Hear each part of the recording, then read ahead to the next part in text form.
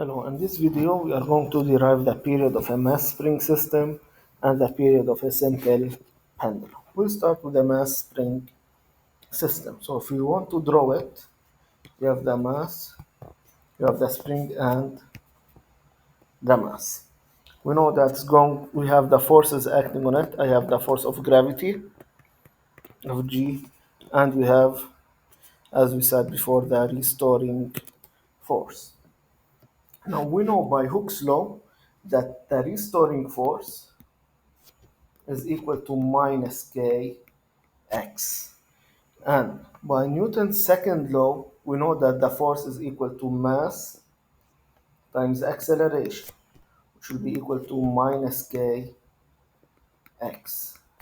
In the previous video, we said that A is equal to minus omega squared times x. So right now I'm going to replace A by minus omega squared x. So I will get minus m omega squared x is equal to minus kx. The x's, they will cancel each other, and the minuses, they will cancel each other. So we end up with omega squared x is equal to k. Or in other words, we get x squared, omega squared equal, here, sorry, it's not x, it's going to be m. Omega squared will be equals to k over m. Now, in the previous video also we said that t equals 2 pi over omega. So from here I can take omega to be equal to square root of k over m, and I'll take it and replace it here. So we know since it's in the denominator, it's going to be flipped over.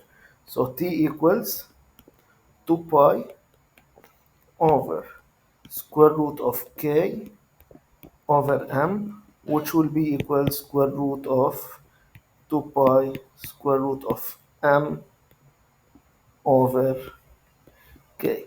Now we can notice that the period of a mass spring system does not depend on gravity. That's why when we go into outer space or any place, the watches that they are made from mass spring systems, they are more accurate than the ones done with a pendulum.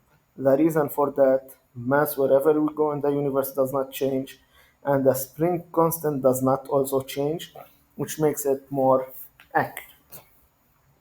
Now we'll go to the simple pendulum. Again, if we are going to draw it, we have that's the equilibrium, x equals to 0 here, and it can go some displacement. That displacement, we will call it theta. Now, we are going to use here the small angle approximation.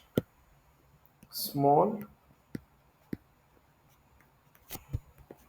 angle approximation, which says for theta less than 10 degrees, but we want it to be in radians. We just so we'll get you. So for small angles, sine of theta is approximately equal to theta, but it has to be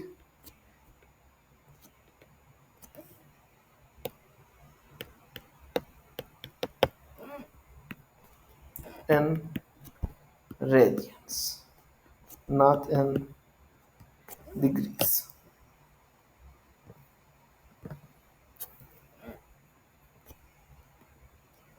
Okay, so that's an important one for our derivation. Now, if I look at sine of theta, if that's the length of the pendulum,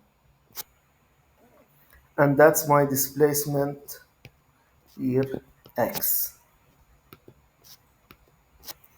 So we see that sine of theta is equal to x over the opposite over the hypotenuse, x over L.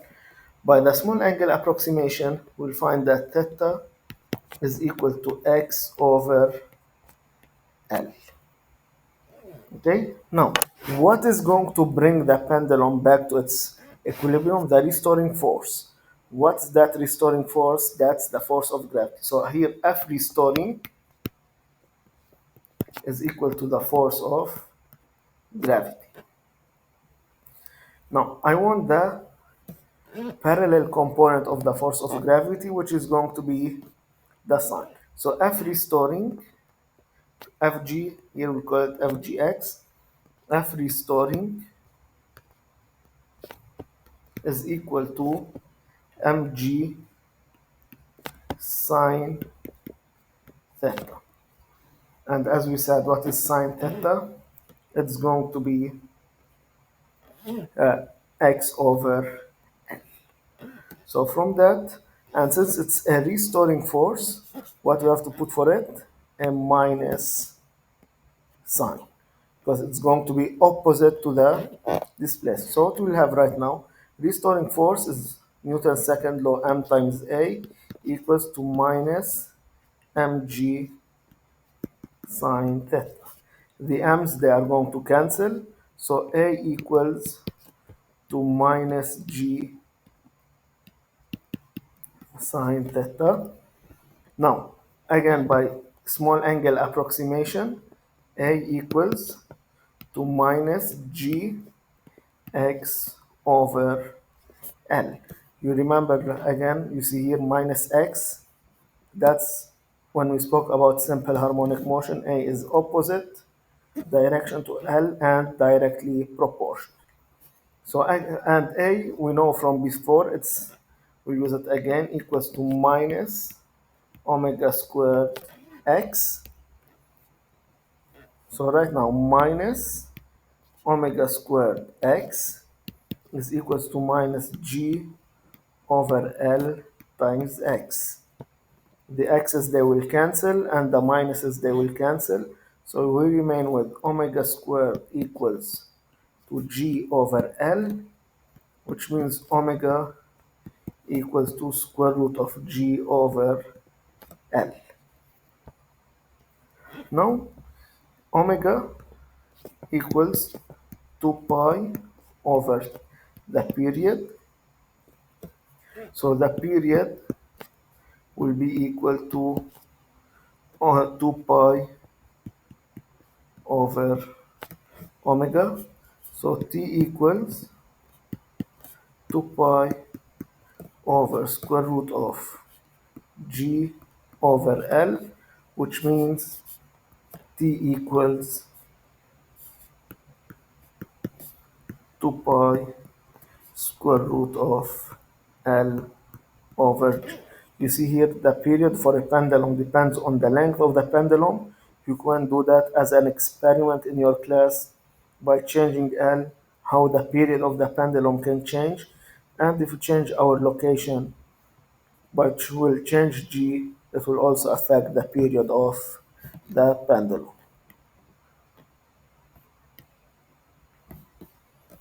So if you want to summarize this, we used Newton's laws and Hooke's law in order to find the period of a mass spring system, and we get it to be 2 pi square root m over k.